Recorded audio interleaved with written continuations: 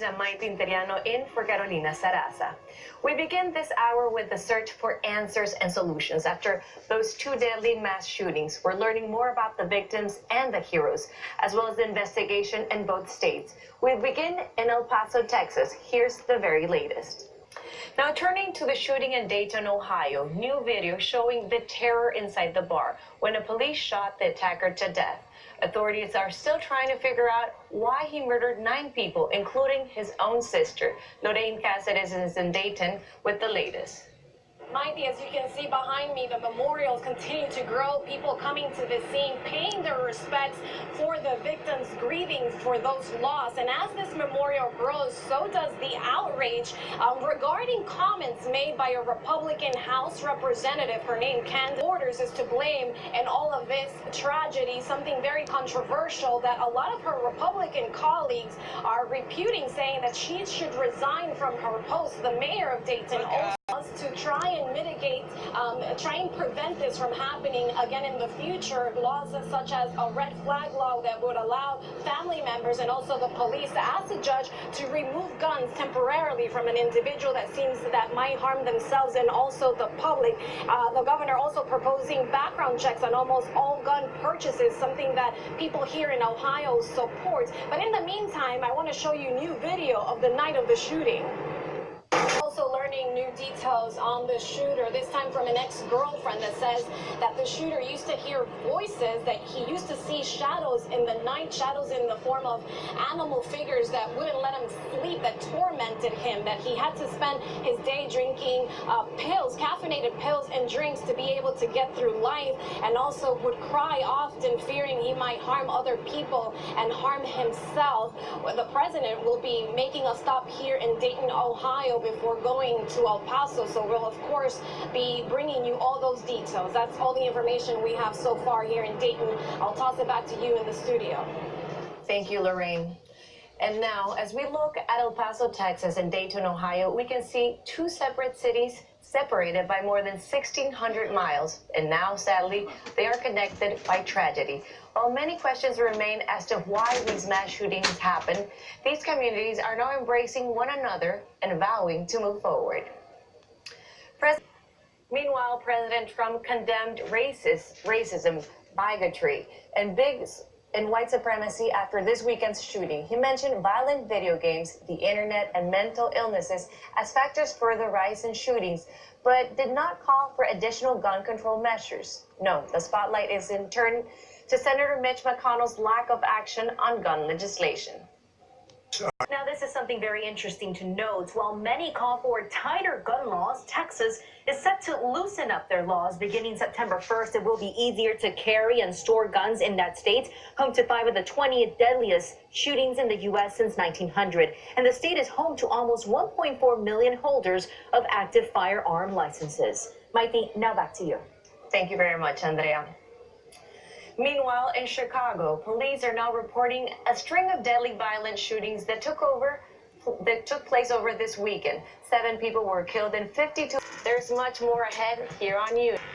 Welcome back to You News. I'm Maity Interiano. The recent mass shootings in El Paso and Dayton are once again raising questions about what actions can be taken to prevent future shootings. But as Claudia Uceda reports, the FBI is now paying particular attention to how to prevent violence specifically from white supremacists, who, according to FBI data, are responsible for the majority of hate crimes.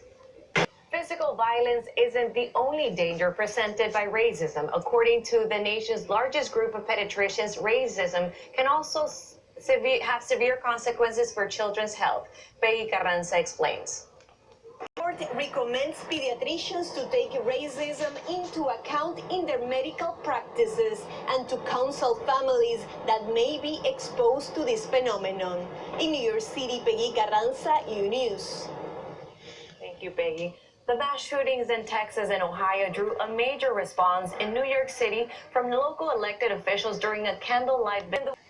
When it comes to gun massacres, the U.S. is unique among wealthy nations. In just 1 week, we've had 4 mass shootings in El Paso and Dayton, but let's not forget Gilroy, California, and the disgruntled employee in a Walmart in Mississippi.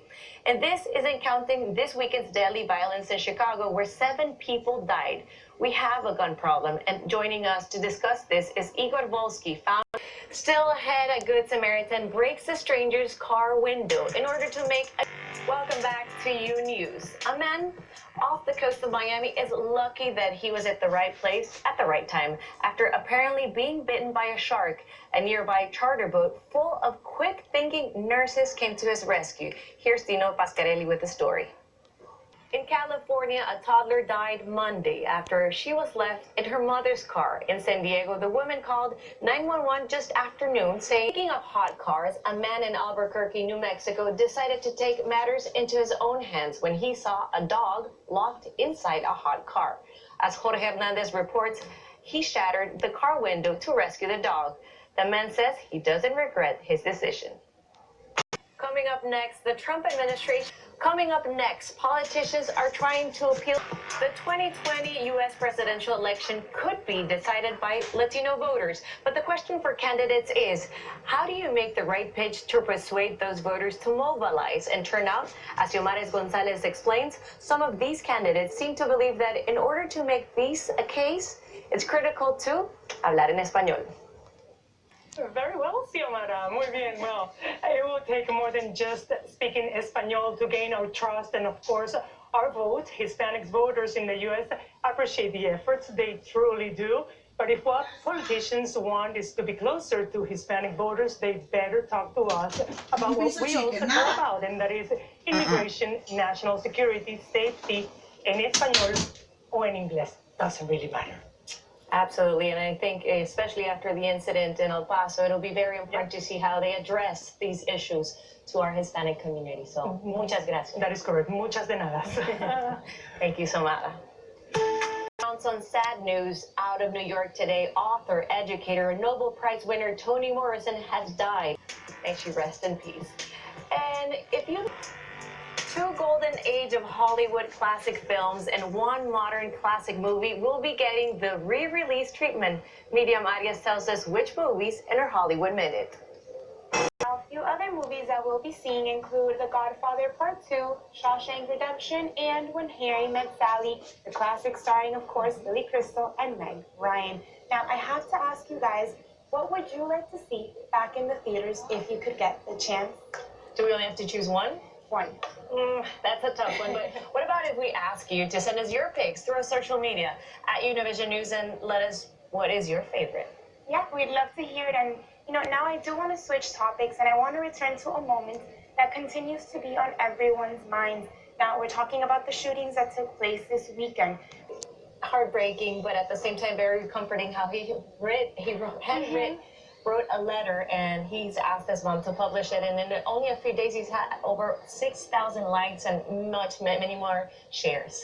Definitely, and I want to share how he came up with the idea. His mom actually said that he was struggling with anxiety, and because of that they had a very long conversation. Of course, it was because of the shooting. They talked about it, and then the idea it sparked. He gives people examples of what they should do: visit a nursing home, mow someone's lawn, even leave a dollar at a vending machine for the next person to have it when they come get something. And it's a total of 22 acts, right? Yes. So, it's nice to see people making that effort to help others and to, honor people who passed away in light of such tragic events. In times of crisis, we need to do these acts of goodness. And speaking about good deeds, there's a benefiting concert that is also being planned in El Paso for the victors, right? Yes, Monday singer Callie shared on Twitter. Another act of good deed. That's all the time we have for today. I'm Maity Interiano in for Carolina Saraza, but we will see you tomorrow. Hasta mañana. Send us your tweet. Favorite movie.